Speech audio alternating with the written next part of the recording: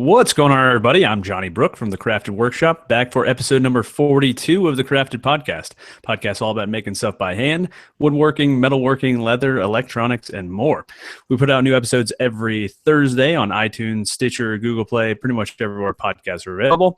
We also live stream every Wednesday night at 8 p.m. Eastern Time on our YouTube channel. So if you want to find us there, probably easiest just to search for Crafted Podcast. We'll pop right up.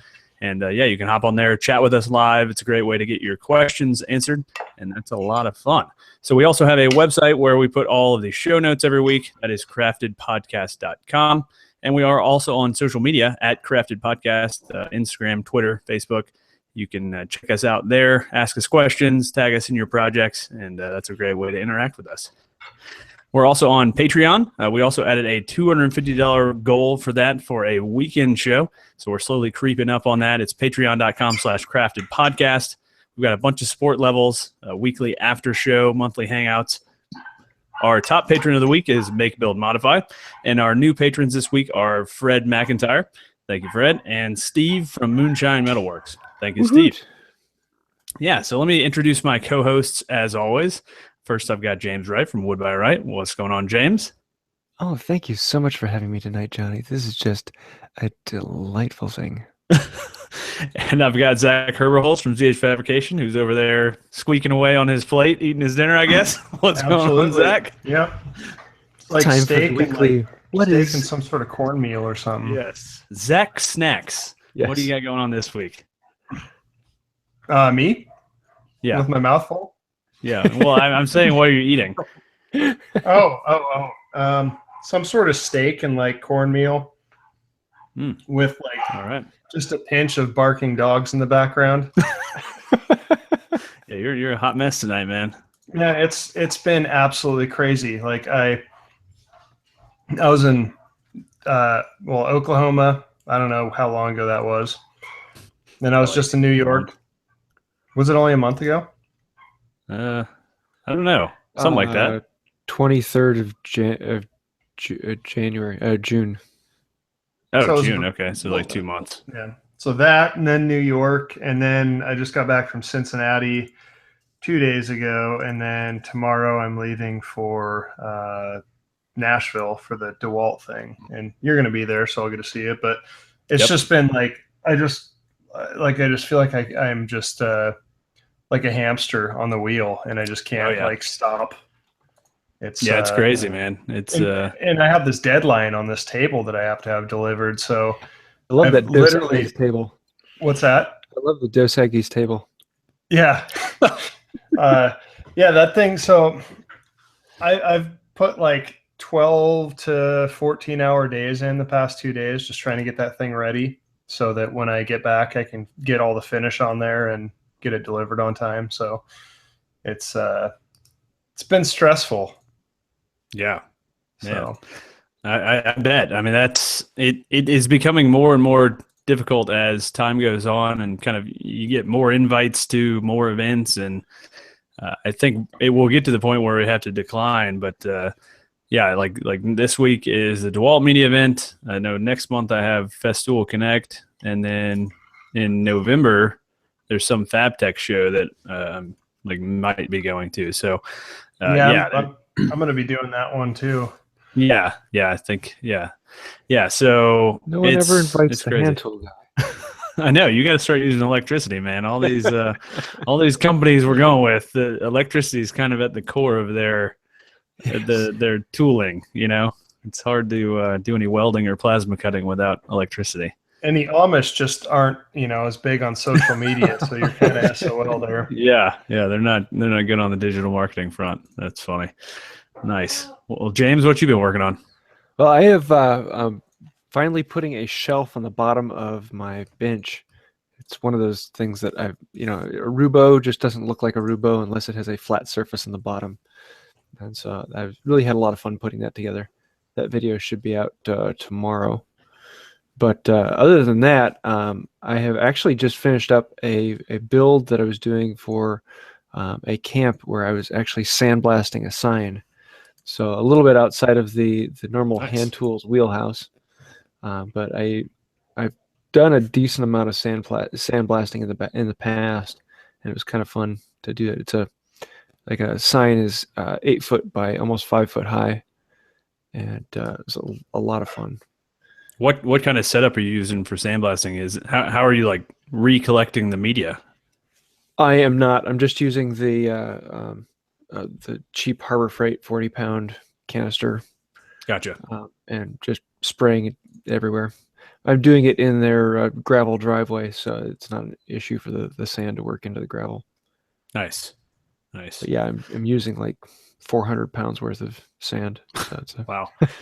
Yeah, you can get a really cool look. I know Mark Spagnolo, when he did that live edge slab coffee table, I think he sandblasted the edges of the slab, and that was kind of brought out a unique texture in that, edge grain. That was pretty sweet. Yeah, it's really kind of fun when you, especially because on the sign, I'm doing lettering, so you put vinyl on the face of it, a very thick vinyl that the sands will bounce off of. And then you blast it so that when you remove the vinyl, everything that was behind it is perfectly smooth and flat wood. So you can paint that, but then all of the textured wood around it, I can oil that and leave the natural color of the wood. So it's kind of nice to balance both the painting of a sign as well as still having the artistic wood flavor in there.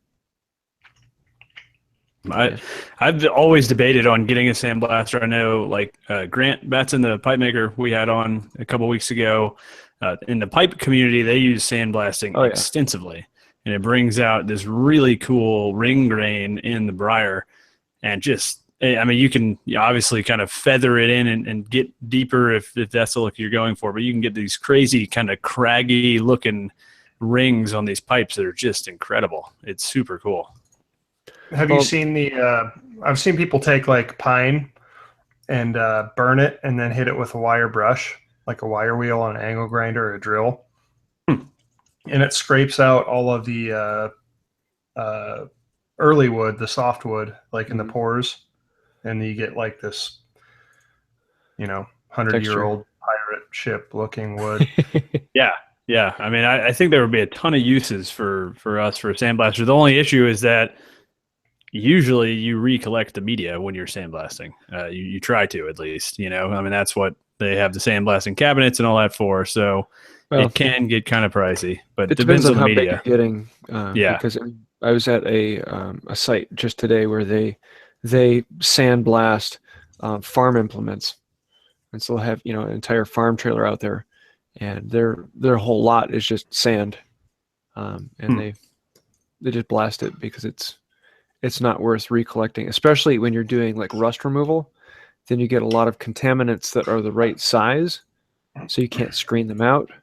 Yeah. But you don't want to be reblasting it because even though they're the right size, they might cause clogging. I wonder, being is that I live in Florida, if I could just like stick the in-feed hose into my front yard. Yeah, just go to the beach. My front yard is the beach. It's Florida. It's terrible. It's like it's every episode of Cops you've ever seen. Like, that's my neighborhood. Like there's people without shirts on, like yelling at their wives, and it's great. That's hilarious. Now the other thing I've been working on, I actually just picked up today, is a desk. Because the desk I'm currently using is it's too cheap for IKEA. We bought it when we were first married because we needed a flat surface, and I've been using it as a desk ever since. But I was on Craigslist, and a guy was giving away an arts and crafts desk marked from 1920, and it's all solid white oak. It's all quarter sawn and absolutely gorgeous wood. But it's a mess. It had been used as a potting bench, and it was last used as a workbench, and so there's wood and oil on it. So I'm thinking it'll make a great series to restore it and possibly do because I'm thinking about replacing the top on it and doing a live edge slab top, but with the arts and craft base. So I'm kind of having some fun ideas with this project. We'll see. Yeah, that sounds awesome. Cool. Well, I have been, first of all, I put out part 2 of the Arts and Crafts dining chairs, got them delivered last week. Customer was super happy with them. So sweet. Weight lifted. I bet you Yeah. Oh, feel God. so good about that project now. Dude, I Got feel so good to be done more with that space in your project shop now. now. Yeah. Well, it's like it's just I feel so free. Like I feel like I can move on to whatever. Like I feel like the world is my oyster now, you know? So yeah, I've been working on this modern Adirondack chair, and of course I had to like overcomplicate it, and so I'm like, you know, cutting like angled half laps and, you know, for a freaking Adirondack chair, but I was A like, modern maybe that'll be Adirondack chair. That sounds like a familiar title. yeah. Well, you just stuck Adirondack. I've never seen an Adirondack chair inside, so that Me neither. It was mostly for searchability Yeah. because I'm just gonna get ruthless with YouTube, and like I might, like, for the desk video, I might just put on like fidget spinner industrial desk on this video. I don't Kim Kardashian's desk. Kim Kardashian's fidget spinner desk. Yeah, yeah. No, that might do well. Yeah. So I should actually try that. That would be. I don't think that ended up going so well, but I wonder, like, how many people would see the humor in it. Yes. Like, it could work. Who knows? that would be kind of amusing. But yeah, I've been working on those. Of course, overcomplicating them, but they're coming along pretty well. I'm still debating. So I'm building them out of cypress, which, you know, it's fine, but to me, cypress, it looks kind of similar to pine in a lot of ways. It's just kind of boring looking.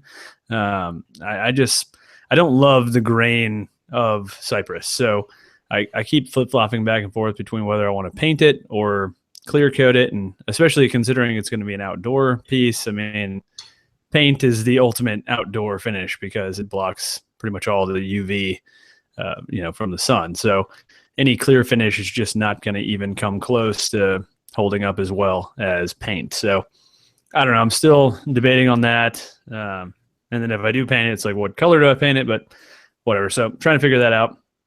But yeah, as Zach mentioned, we'll be leaving tomorrow, Thursday, for DeWalt. So that'll be pretty fun. Realized that I guess Jimmy DeResta and David Pachuta are going to be there as well. So that'll be pretty awesome.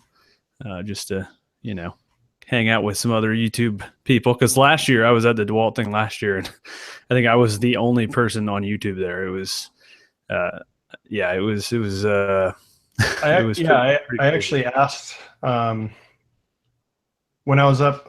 I think it was either Oklahoma or when I was up at Jimmy's place. But I asked him, like, you going to the DeWalt thing? He's like, what are you talking about?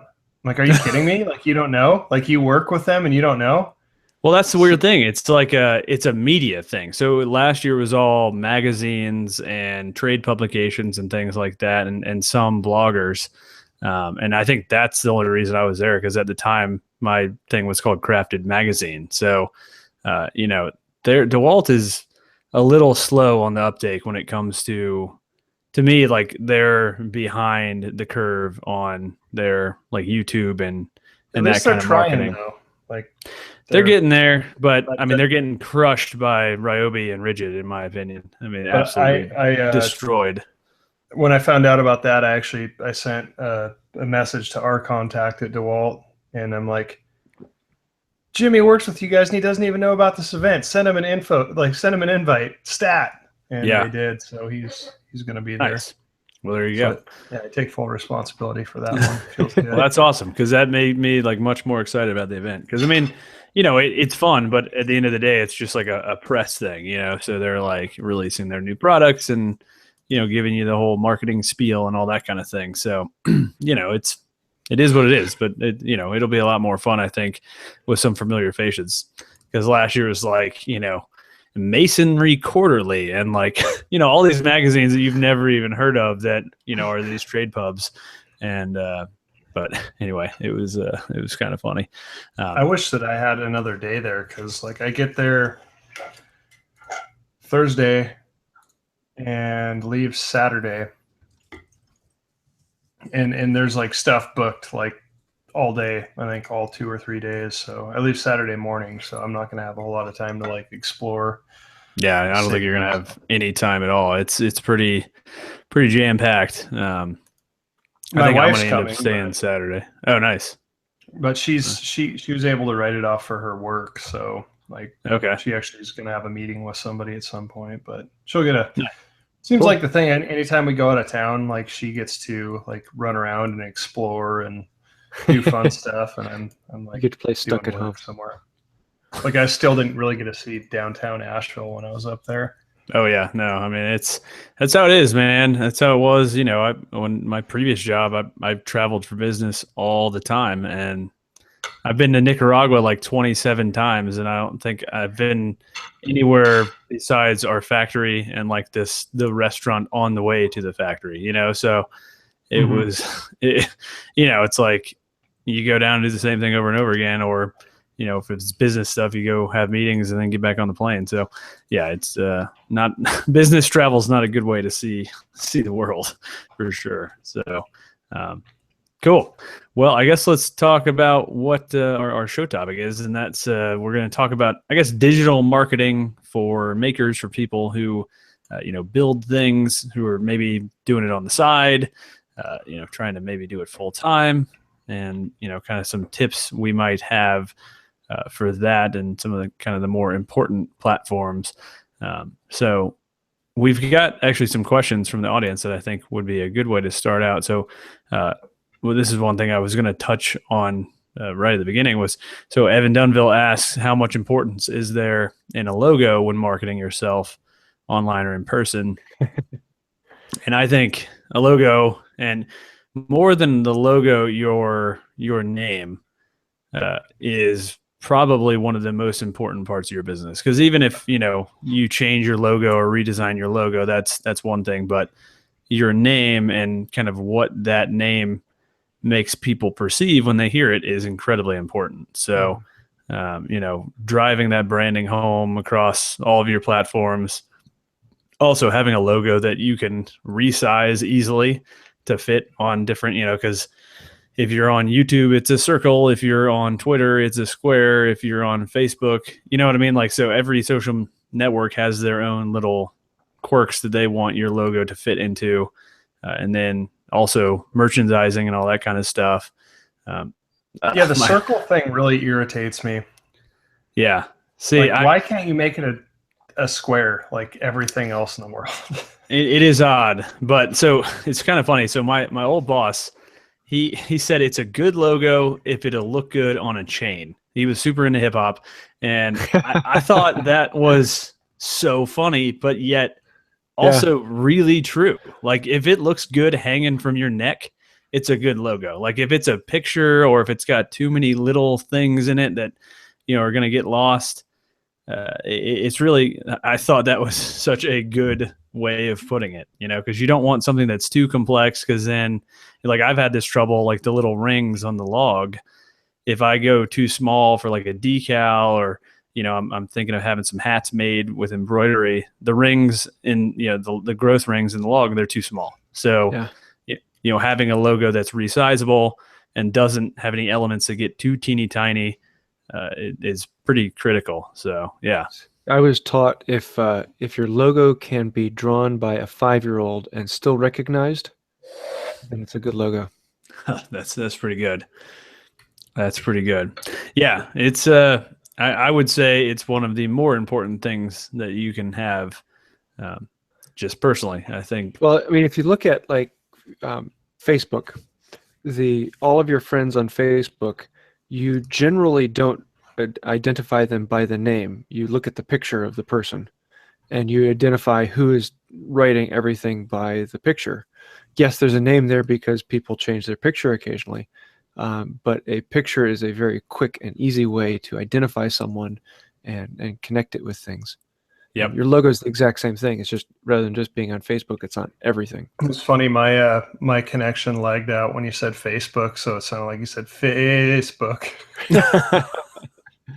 Well, yeah, and especially now with all the social media, because I always find it drives me bonkers when someone comments on YouTube and then comments on something I did on Facebook and wants me to connect the two, but the two pictures are different. Yep. You know, the name might be the same, but I'm sorry, I'll identify you by your picture. And so if you have the logo that you can put on every single site, it's an easy and quick way for people to connect you once you can get that logo into their brain. Yeah. No, it's interesting even just scrolling through our live chat and seeing the different logos and because that's how you see them. You see them very, very tiny next to a name, either in the YouTube comments or on Twitter or on Instagram or whatever. And you need to be able to make out that logo pretty effectively. And my logo doesn't do a great job of that. Like I can barely read the word crafted, can't read workshop at all. Zach, you can read ZH obviously, but fabrications you can't. Like Robin Lewis. Lewis has the best super strong logo. The best gold chain emblem in the chat. Oh, totally. Hands down. Totally. Like, I would wear that. Like if you made a Robin Lewis chain, I would start wearing it. I mean, it is interesting. I mean, it's I really think that's such a good thing. I mean, and Zach, it's almost like you could just drop the fabrication, just have like a giant ZH and have people, put two and two together. But so Logan in the live chat asks who created our logos. So I created my own logo. What about you guys? I actually went to Fiverr. Oh, nice. And I created there was one on there that were like 5 different people would compete for your logo. And several of them gave ones that I liked, but I didn't find anything I really liked. But it gave me a lot of ideas that I could then go and make my own logo. But nice. Fiverr is a great place. You just throw $5 at people, and there's a bunch on there where they'll make like 10 logos for you for $5. Yeah, no, it's insane. Actually, it's kind of sad to me because it's basically outsourcing graphic design, but it is very, very cheap way to get a decent looking logo. I got a funny story about mine actually. So one of my good friends up in Portland, Oregon, he's a graphic designer that works for Nike, and I asked him to come up with my logo, and he did. He came up with a whole bunch of different stuff, and I decided that the anvil is kind of like this iconic thing that a lot of people see it and they have feelings or like associations with it. So I liked that for that reason. But this was like 2 months ago. I get a text message from Dan Robbins. He's like, dude, I was just in the San Francisco airport and somebody came up to me and said, I designed that shirt. He's wearing my ZH fabrication shirt. I'm like, really? I'm like, that's crazy. And then like 20 seconds later, I get a message from my buddy, Brian. He's like, man, I just ran into some guy. I'm in San Francisco, like thousands of miles from either of us. And there it is. I'm standing in line. There's a dude wearing this shirt with this logo that I designed on. And I was like, what the hell? So that was kind of crazy. Small world. Yeah. Speaking of which, that's a good, there's a handful of people that ordered t-shirts from me, and I've been sold out, and I just got my batch in today. So if you've been waiting for those, I will be sending them out as soon as I get back from Nashville. So if anybody else wants t-shirts, I have them. And so do you, right, Johnny? Yeah, I don't think I've ever actually plugged my shirts on the show. So just to mention, I did plug mine all the time. Go for it. Yeah. Yeah, I have Crafted Workshop shirts. Really happy with the way they came out, actually. Actually, Zach, I'll bring you one. Yeah, what size are you, man? I'll bring one for you. I'm a large. You a large? I'm a large. Okay, sweet. I need to order more shirts. Yeah, well, I'm really happy with the way they came out. The quality, they're super soft, and they were very they're not expensive at all. So I'm excited for them. So I actually am hoping to kind of burn through the last, like I probably have 10 left of like the 50 that I ordered. So I need to burn through those and then reorder because some of the sizes that I did smaller quantities in are already out. So I need to. I'm guessing there's a weird gap between like large and like 3XL.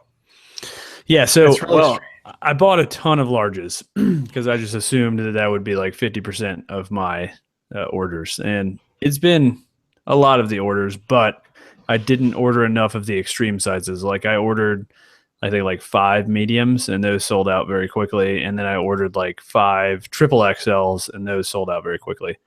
Yeah, triple X, like there's a certain commitment involved because I don't sell a whole lot of XL or double X.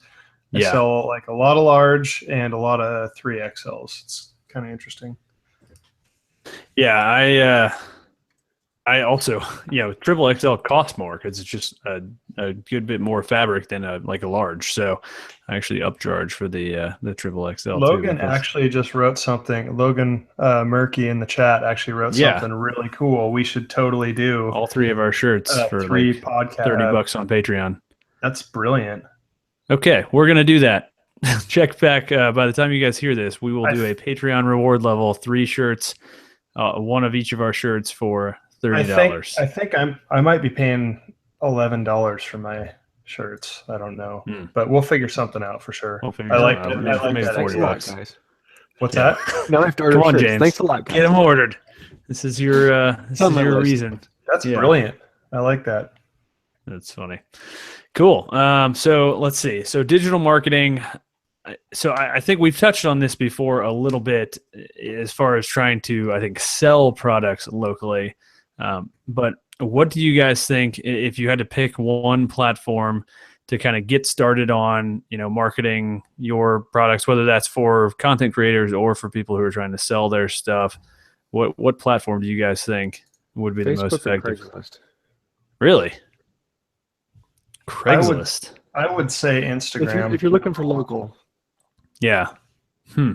Interesting. Craigslist. I would not have guessed that. If you're open to other things, then I would probably do like Instagram. But if you're looking for people that are around you, I would do Craigslist. To me, Craigslist is just flooded with crap. I mean, I think it's so hard to but wade good through the quality junk. stuff stands out. Yeah. Especially with a good first picture, they can easily pop. Interesting. I think that it kind of depends on what you're trying to sell, because I mean, it totally depends on what you're trying to sell. If you're selling big stuff that you're not going to be shipping, then probably not Instagram. I think Craigslist and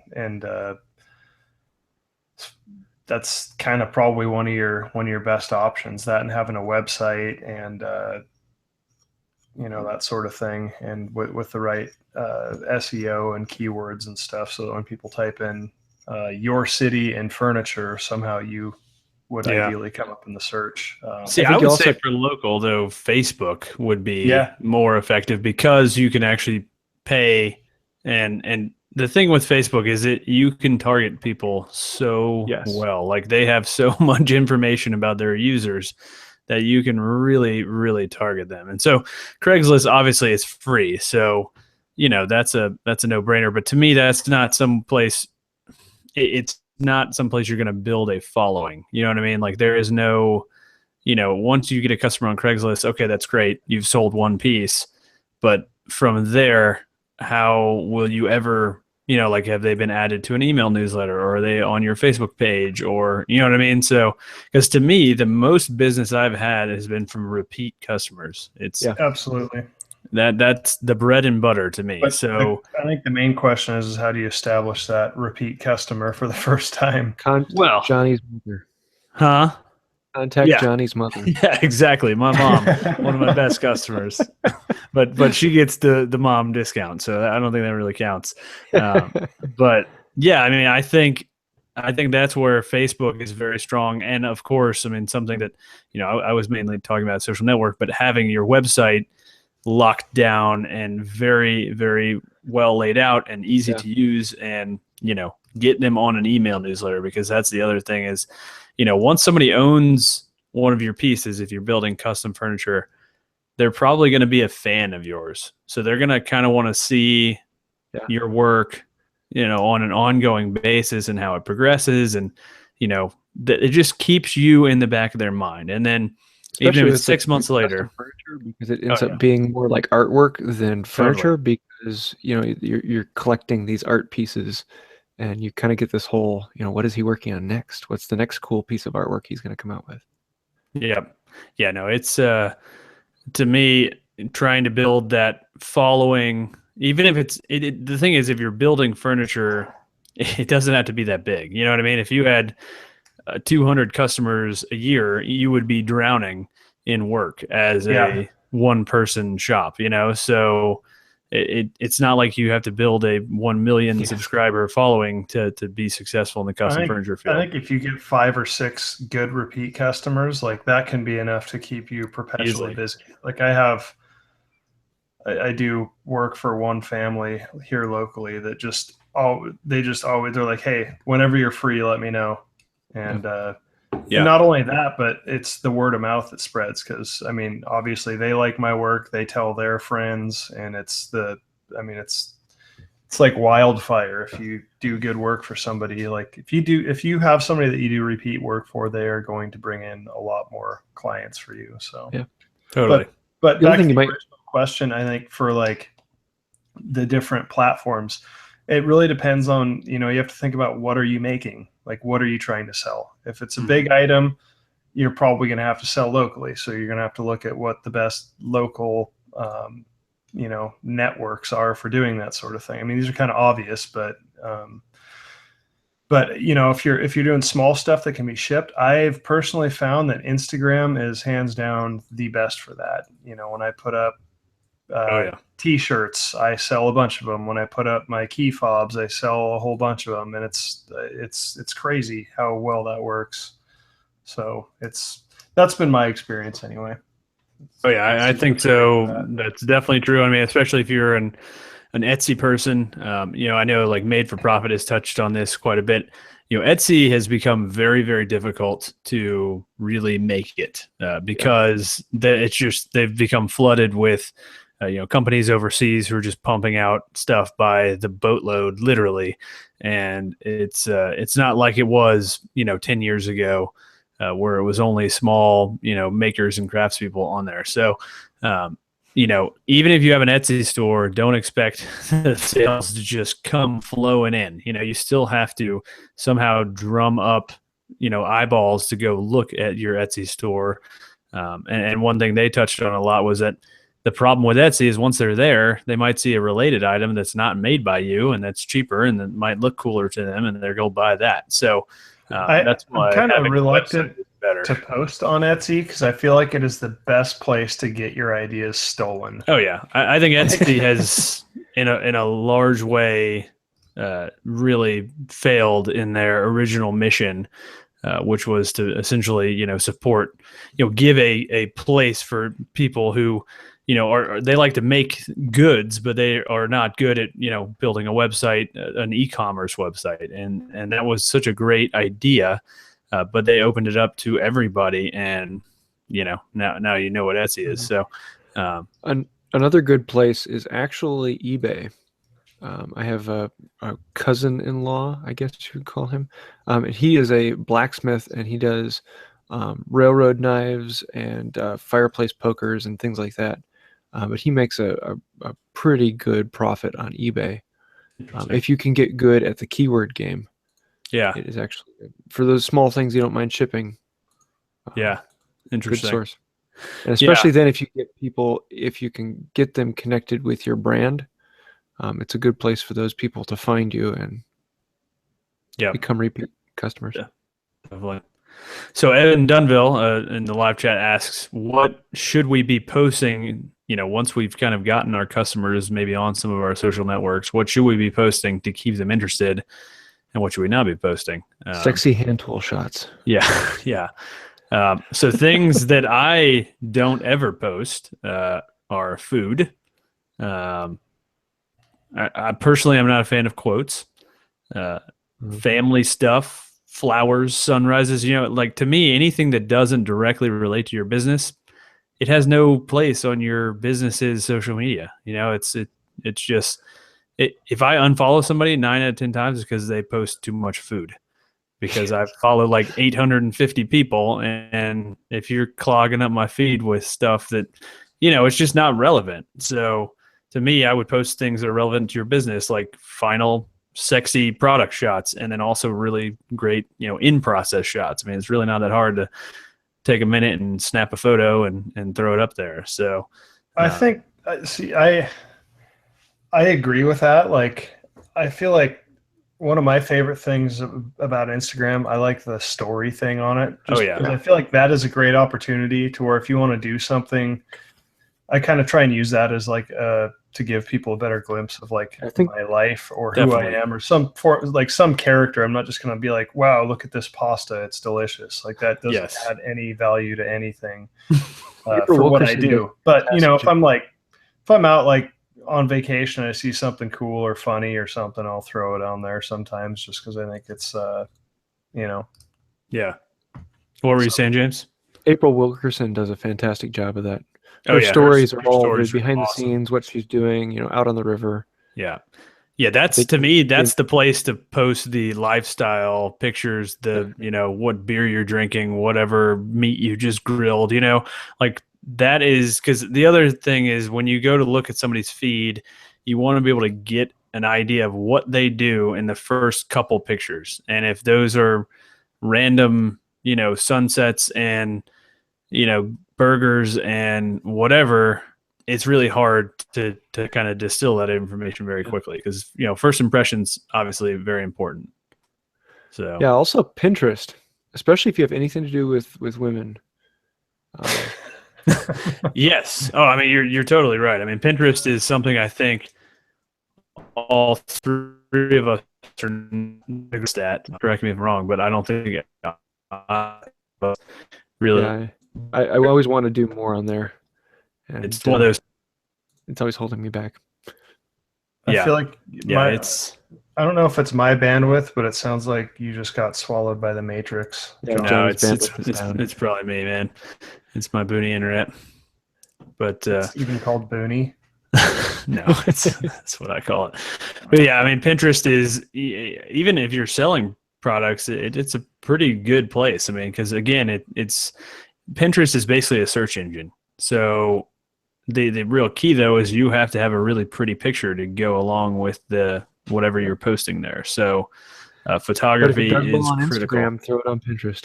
Oh yeah, but don't be lazy and just put up a square photo on Yes. Pinterest. You know, like you got to play the game. Pinterest, Yeah, Pinterest is really all tall. about turning it portrait, yes, which which is annoying because I drives me always think crazy. in landscape for the YouTube thumbnails. Yes. So I almost never have portrait shots of my stuff. So yeah, I think Pinterest is definitely a potentially good one. But so to me, building all these social networks, the end goal, in my opinion, is to drive them back to your website because that is the place you own. That is the place where, regardless of what network changes their algorithm or shuts down or whatever, it doesn't matter because if you have them on on your website, then you can usually grab their email address too and just market them directly. So I think treating your website as kind of like your center of universe is the best way to go. You know, especially if you can sell products on your website, obviously it's going to be very advantageous to get people there. So hopefully they will make a purchase. So yeah, cool. Let's see. We've got some other questions from the live chat. So this one from Metal and Grain is kind of interesting about Patreon strategy. We thought about doing like a monthly or quarterly kind of a box, you know, like a subscription box kind of model, you know, for example, a small item, a shirt, a sticker, personal note kind of thing. Have you guys ever considered doing something like that? I have, but I really don't like shipping things. Yeah, I agree. I avoid fulfillment at all I would end possible. up being like, you know, $20 would get you, you know, a sticker. That's funny. You would require small things to regularly ship out, and producing a monthly amount of items to ship out to people is, I don't know, it sounds like becoming a factory. Yeah. Your voice cut out in the that, first half of that. Were you talking about the question somebody asked earlier about a monthly package? Yeah, the monthly Patreon box subscription. Yeah, I love that idea. I absolutely love it, but I don't know that I have enough items to keep that sustained. Yeah, exactly. I feel like I would run out of things quickly. Yeah, it's that would be difficult, I think, for any of us. And the other thing is, I think we're probably the wrong people to ask about that because we're more on the content side. Well, at least, I mean, Zach, I guess you're kind of right in the middle, really. But I know James and I are much more on the content side than the actually like building stuff for money side. So I think that's going to be different based on who you are. But it is an interesting idea. But the problem is then, okay, so if you're a guy who just makes stuff, how do you get Patreon supporters? You know, that's it's like a chicken or the egg thing, because you know you kind of need an audience to build Patreon, but you know Patreon is not set up well for selling things through No. Patreon. In other words, you know, you reach this level and I will give you this item. No. And if it does end up being like that, it becomes very expensive. Yeah. You know, like $5 a month gets you a sticker, which cost me 40 cents plus shipping, which is another 50 cents. Well, and the other problem is like Patreon's kind of a rolling thing. So it's very difficult to do kind of physical goods fulfillment, because like if I get a new patron, I wait like 2 or 3 months before I even fulfill anything, because you know it's you just don't know if they're gonna, you know, it gets to the end of the month and Patreon goes to hit their credit card and it gets declined, or you know it just there's no real guarantees there. So that's it's definitely not designed for that. So I wouldn't recommend Patreon as a system for that, really. Yeah, I mean, and because you can do that kind of thing on your website. I mean, you know, if you're using WordPress, like WooCommerce, I know they have like subscription stuff built into theirs. So, you know, if you just want to sell like a goods subscription thing, then you know there are better ways to do that, I think. Yeah. So Logan mentioned Twitch, which is, I guess, live streaming. And I guess for us, I've never understood like why, if you have a YouTube following, why you'd go elsewhere to build another audience on something like Twitch, especially now that YouTube has kind of matched a lot of the features that Twitch has in regards to, like, you know, the super chat functionality and things like that. So I guess I like to make stuff. Yeah. He went and did a lot of Twitch stuff because it was a great way to get a new audience. Mm-hmm. But I don't know. I've never got into that much for the selling side. I don't know how that would really that function. It's more about the information.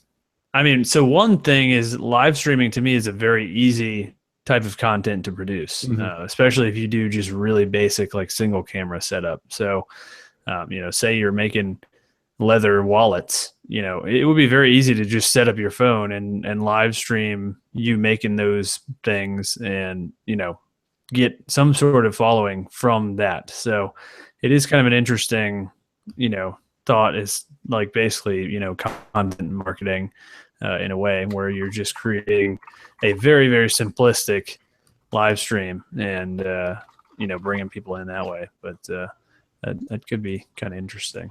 But cool. Well, I think that's probably good on digital marketing. You guys got anything else you want to add? Any other platforms? And we've kind of covered the basics. And I think the big takeaway is, if you're not doing digital marketing, if you're just, you know, trying to sell things the old-fashioned way, it's just not going to work anymore. Yeah, it's very difficult. But it's also, I mean, I think it's also easy to make things too difficult on yourself. You don't need to immerse yourself in everything. Like I would lose my mind if, like, it's enough for me just to try and put a video out a month. Like I have so much stuff going on. I couldn't imagine like master one site first and then move on. Yeah, just pick one and do it. You know, if it's Instagram, you know, try to make an effort to post daily, or, you know, starting out post every other day and then move up to daily. You know, it's pretty amazing, like the kind of growth you'll see once you start really committing to any of these platforms, because all of them want your content. All of them need people feeding the machine. So, you know, YouTube included, they really, really like it when you keep plugging in content. So they want you to succeed. So that's just commit and treat it like anything else. So cool. Well, I guess let's move on to what we've been watching. James, I see you got something. Yes. Clean Phil Wanted, another YouTube channel. He does all hand he's great. tools. He just moved into a new shop, so for a while there, his channel was a bit quiet. But he's a great personality on camera, just kind of a little bit more laid back and very hand tool-ish. But he just made a useless box, which has been on my list to make for a long time. And if you don't know what a useless box is, it's a box with a switch on top. And when you flip the switch, a finger pops out from the lid and pushes the switch back, and then the finger disappears. Yeah. And it just turns itself off when you turn it on. But he ended up actually carving the finger, and most people just make a rod that comes out and pushes the stick. And he shaped it to actually look like a finger and carved a fingernail and the knuckles into it. And really, really cool job. And I would, I want to make one someday. But good channel. Yeah. Those things are kind of hilarious. All those useless projects always kind of crack me up. It's like, just making for the fun of it, which is kind of cool. So yeah, I want to make one with a multi-switch, like 16 switches, and it slowly comes in and turns each one off. yeah, I've seen those. They're pretty awesome. So cool. Zach, what about you, man? You got one? So I've been just with all the traveling and stuff, I've really been binging on podcasts. So I've been listening to Radio Lab. I think That's my favorite. I put in like I think 12 or 13 hour day yesterday, and I listened to nonstop Radio Lab all day. Yeah. It was it's really my all-time favorite podcast for sure. I've seen they did a live show about like 4 or 5 years ago. They did like a cross-country tour, and it was really, really cool to see them in person. And they had a really cool like audience interaction, little like electronic component. It was super cool. So they are awesome. Yeah, Radio Lab, Invisibilia is a good one. Yep. And also there's one called Lore. It's probably not for everybody, but it's pretty interesting. It's just kind of like the history of like specific scary stories, or like how like vampires came about, and like just kind of eerie stuff. They're usually like 28, 30 minutes long, so they're pretty short. Nice. Sounds kind of interesting. So yeah, a lot of podcasts. That's pretty much it. I haven't had time for much else. Yeah. For me, so the one thing I've been watching a lot of, for the last 2 days is I bought a Nintendo Switch. So I've been on like the waiting list at my local GameStop for like a month. So I finally had some come in, and it was actually crazy. I went down and bought it and got home, and the screen was like, did not work. Like there was no backlight to it. So I got some defective Switch, and so had to freaking go back and exchange it. And luckily they still had one left when I went back to exchange it. But so that's been a lot of fun. I've been putting it off because like I've just been waiting on them to kind of flesh out their games. And I've never heard of it before. I'm looking it up right now. Oh, really? No. Well, so it's the new Nintendo console. So it's a cool concept because it's basically like the core unit is essentially like a tablet with these two little controller sticks that slide on each side of the tablet, and that way you can play it on the go, anytime, kind of handheld. But then it's got a dock that when you're at home, you can put the Switch in the dock and play it on your home theater, big TV, and the controllers slide out. And then the coolest thing is the two little sticks that the system comes with allows you to play 2-player games. So you don't have to buy any extra controllers if you just want to play like 2 players right out of the box. So I got Mario Kart 8 and the new Zelda, and they are outstanding. I am very much enjoying it. So that's one thing I've definitely been enjoying. We'll probably bring that to Nashville to play in any downtime in the hotel. Although I don't know that that's going to be a very positive thing for me to do. But also wanted to shout out DIY Tyler G. His channel has he's been putting out some really cool stuff lately, and we've been chatting, really enjoying his stuff. I don't know if you guys saw that swing set he built, but the thing was insane. That was crazy. Like ridiculously huge, and yeah, it was really cool. I'm digging his stuff lately. And then one final shout out is Maker Size Kressel, because I really think he's putting out some very cool projects, or his whole lathe and shaper build is just really neat, and he needs more viewers. So I think if you like click spring and that kind of thing, I think you should definitely check out Maker Size, because it's that same kind of crazy machining, making stuff from absolute scratch, and like he made an actual metal lathe from nothing, like cast all the pieces from aluminum. So just kind of nuts. So Kressel over at Maker Size. Cool. Well, favorite tool of the week, James, what you got? I'm gonna have to go with the sandblaster. Now I just have this cheap Harbor Freight sandblaster, but for the few things I've had to do, if you don't mind, fiddling around with it to make it work, it's well worth the price. And I don't know. Every time I think about it, I want to try something else. Whether it's, excuse me, making a sign or restoring tools. It's great for blasting the rust off of tools and cleaning them up. I think a sandblaster is just a great thing to have. And like welding, those odd places where you can't get a grinder in, a sandblaster can do a great amount of work for cleaning a piece off. Yeah, that's interesting. I never even really thought about. I mean, obviously, sandblasting is a great way to prep a metal surface for powder coat and that kind of thing. But I didn't think about having one like at home in your shop would be great for cleaning welds out of tight corners and stuff. Well, you can even get the small handheld one where there's a hopper on top of the gun. Yeah, and you can pick one of those up for like $20. And yeah, that's what Mark used, I think. Yeah, for most little things, like if I'm restoring a tool for a single hand plane, that's all the media I need, and you just do it in your backyard and blast it out, and not have to worry about picking up the media again. Yeah, that's I might have to add one of those to the collection, because I really think that could be a cool way. Because I think, especially to me, the idea is like drawer fronts.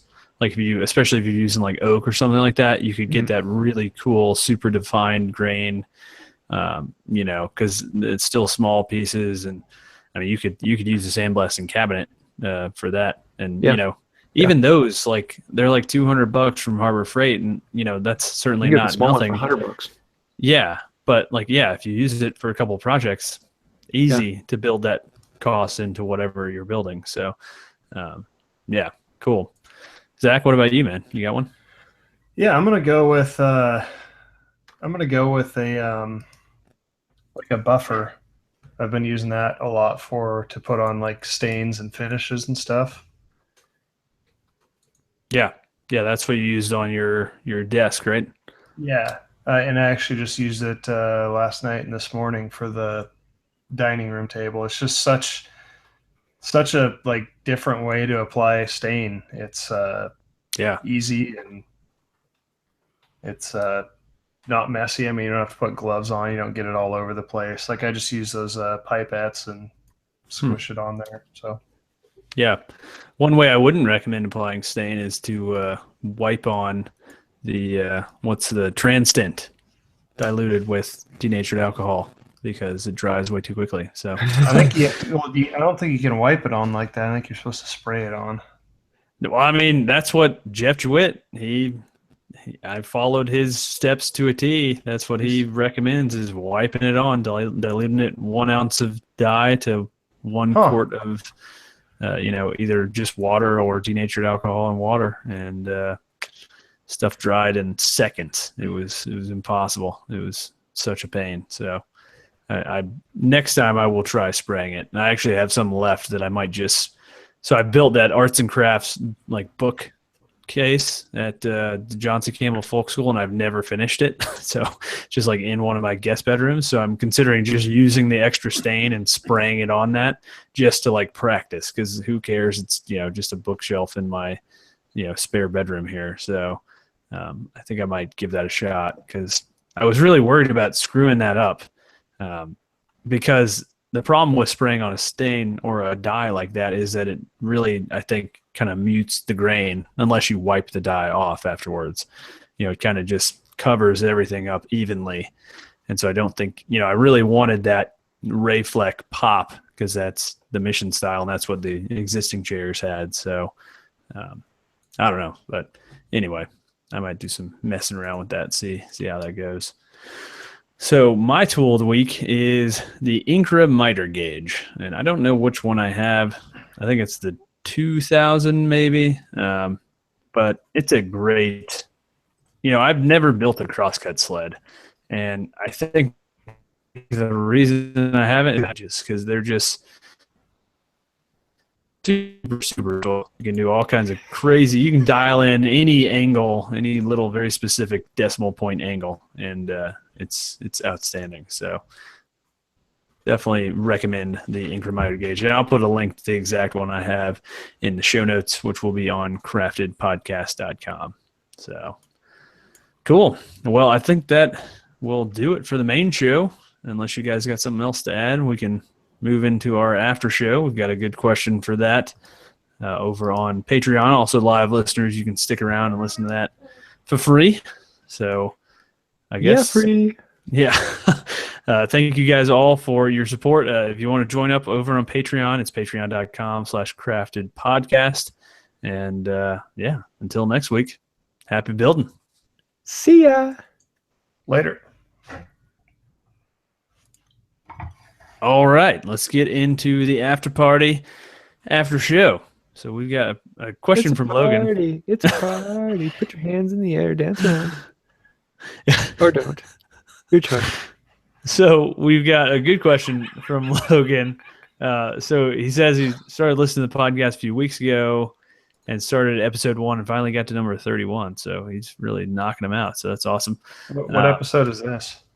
42. Like 42, but he wrote this in maybe 2 weeks ago. But yeah, we're really chugging along. So it'll be a year before we know it. It's kind of crazy. But anyway, so he says he's newer to woodworking, and even though it's hard to admit, he feels a little intimidated by drawers and cabinet doors. So are there any videos or educational content you recommend? So that is that is a very open question to me. I think there are a million different types of drawers and cabinet doors you could do. I mean, are you doing dovetail drawers? Or are you doing basic plywood butt joint drawers? Are you, on the doors, are you doing rabbits, frame and panel? I mean, there's a lot of things there. So YouTube, I think just go look up whatever you want to make and go look it up. I would say just once you have an idea what you want to do, just do it, because I feel like it's one of those things that it's such there's enough crucial elements to it to where it's always going to give you anxiety. Yeah. And I've done a lot of drawers, and every time I do, I know by now that I do it. I don't worry about it, but still every time leading up to it, I'm like, oh man, how's this going to turn out? Like if I get the width wrong, the drawer slides won't work. But I've never, when I look into it, I have never had a fail on a drawer. Like I've never had it not work. I mean, as long as you whether you use SketchUp or draw it out on a piece of paper or however you do it, I think as long as you have accounted for stuff, you're going to be fine. It seems a lot more difficult until you get started on it. Once you start cutting pieces, it's usually pretty straightforward as long as you've done your homework. Yeah. Well, I guess to me, it's very easy to forget about things like drawer slides and build your drawers and not account for that inch of extra space and end up with 10 drawers that are worthless. So yeah, to me, doing a little research beforehand can be very, very helpful if he's never ever done drawers. And there's also, just so many different ways to build them. So what were you going to say, James? Sorry. One of the fun thing about drawers and panel doors is very, very rarely are you ever doing one. Yeah. And so you can practice and then get it perfect. And if you get to the end and you find out the first one that you made really isn't all that great, then you make another one. Yep, definitely. Yeah, I mean, to me, for drawer boxes, I go dead simple, like plywood, usually 1/2 inch plywood, glued and screwed together, and I usually nail on a 1/4 inch plywood bottom because they're drawers. Like, who cares? I don't. I mean, unless it's like super fine furniture, I do not see a reason to go crazy on something that will not be seen 99% of the time. Mhm. I don't know about you guys. Well, yeah. I I mean, think the other thing to ask when working on drawers is, do you actually need a drawer slide? yep. Um, I think a lot of people have just gotten the idea that you have to put that in, and it just adds one more layer of complexity. And a piston fit drawer scares a lot of people, but especially with plywood, which doesn't change, they're really dead easy. You just fit it to the Yep. shape, and especially if you make sure everything is square and you make it on a machine, it's kind of hard to mess them up. Yeah. Yeah. To me, just gluing and screwing drawers together. Actually, Chris Salmoni has a really good video on making drawers, just real simple.